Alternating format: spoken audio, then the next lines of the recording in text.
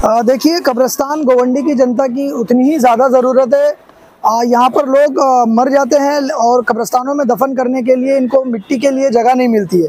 यहाँ से चेंबूर और छेड़ा नगर और कहाँ जाकर लोग दफना रहते हैं अपने मुर्दों को। और उसके बाद काफ़ी प्रेशर के बाद कब्रिस्तान को खोला गया, लेकिन वो फिर बंद कर दिया गया। देवनार देवनार कब्रिस्तान जो मुस्लिम कब्रिस्तान वो बंद है। रफ़ीक नगर के अंदर 9 महीने और 8 महीने के अंदर कब्रों को खोदी जा रही है, जहाँ पर बॉडी आज भी कच्ची निकल रही है। लेकिन इसको ढका छुपा कर ये जो बीएमसी है रात में कब्रें खोदता है ताकि लोग इसको रिपोर्ट ना कर सकें।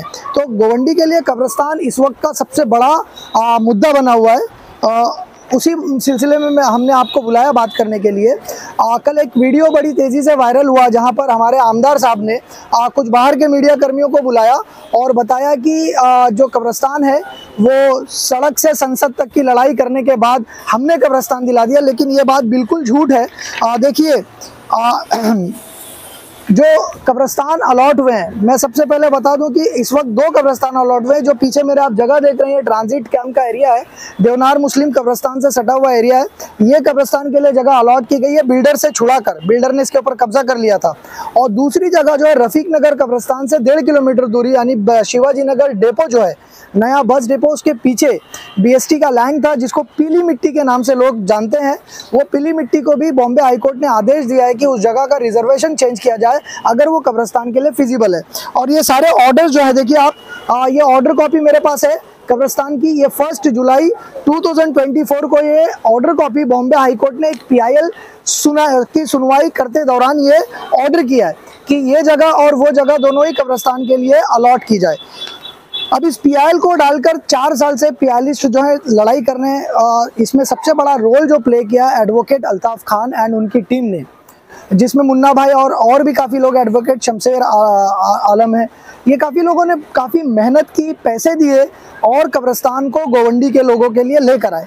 उसके बाद इस कब्रिस्तान को पाने के लिए सोशल एक्टिविस्ट ने बहुत मेहनत की। आपने पिछले साल देखा, धूप में बारिश में भीग कर उन्होंने बीएमसी के ऊपर एक कहीं ना कहीं प्रेशर क्रिएट किया।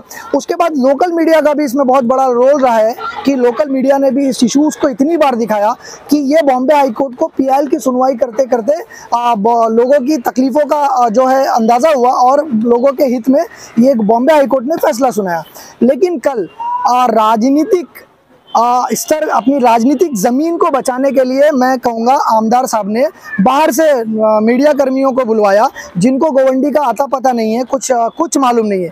लेकिन वो आकर डायरेक्ट उन्होंने एक न्यूज़ चलाया कि गोवंडी को मिली सौगात, गोवंडी को मिले 2 कब्रिस्तान। और उसको आमदार साहब के लोगों ने इस तरह से दिखाया कि सड़क से संसद तक, जी इसके लिए आमदार साहब ने लड़ाई किया। जी नहीं, आमदार साहब ने कुछ नहीं किया। ये जो कब्रिस्तान गोवंडी के लोगों को मिला है, ये रोड से कोर्ट तक की लड़ाई में मिला है। और ये पढ़े लिखे कलम चलाने वाले लोगों ने इस लड़ाई को लड़ा और ये जो लड़ाई जीती।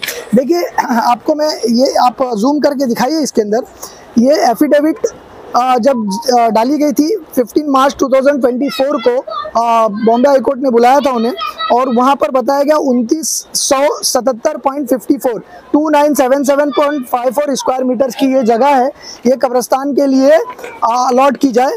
और इस जगह को बिल्डर ने कब्जा कर लिया था। बिल्डर किसका आदमी पूरी गोवंडी को भी पता है और पूरे मुंबई को पता है वो बिल्डर किसका आदमी है। अब नाम लेने की ज़रूरत नहीं है, ये बिल्डिंग कौन बना रहा है। अब उसके बाद देखिए आप, दूसरे उसी ऑर्डर कॉपी के अंदर Bombay high court, honourable Bombay high court क्या कहता है कि रफ़ीक नगर सिमेट्री से 1.5 किलोमीटर दूरी पर एक जगह 28526 यानी 28,526.47 स्क्वायर मीटर की जगह जो है वो रिजर्व की गई है। किस लिए? आप यहाँ पर देख सकते हैं कि वो जगह रिजर्व है बस डिपो के नज़दीक। उस जगह को बॉम्बे हाईकोर्ट ने बोला है कि आप उसकी फिजिबिलिटी चेक कीजिए, अगर वो फिजिबिलिटी रिपोर्ट प्रॉपर आती है तो उसका रिजर्वेशन चेंज कीजिए। और रिजर्वेशन चेंज करने के लिए municipal corporation provision of regulation 13.36 of DCPR 2034, इसके तहत आपको रिजर्वेशन चेंज करके पीली मिट्टी के अंदर भी कब्रिस्तान देना है। तो ये प्रेस कॉन्फ्रेंस बुलाने का मेन उद्देश्य ये था कि यहाँ पर काम कोई और कर रहा है और सत्ता की राजनीतिक ज़मीन बचाने के लिए आमदार साहब जो है उसके ऊपर अपनी रोटियां सेक रहे हैं। आमदार साहब ने कब्रिस्तान के लिए कुछ नहीं किया। और ये जो हड़बड़ाहट है, ये दर्शाता है कि आमदार साहब इस बार हारने वाले हैं। जी हाँ, ये आमदार साहब जिन्होंने 15 साल में हमारे लिए कुछ नहीं किया, ये हार रहे हैं, और ये हार और वही बौखलाहट जो है उसमें लोगों के किए गए काम को अपना काम बताने की कोशिश की जा रही है। ऐसा नहीं लगता आपको?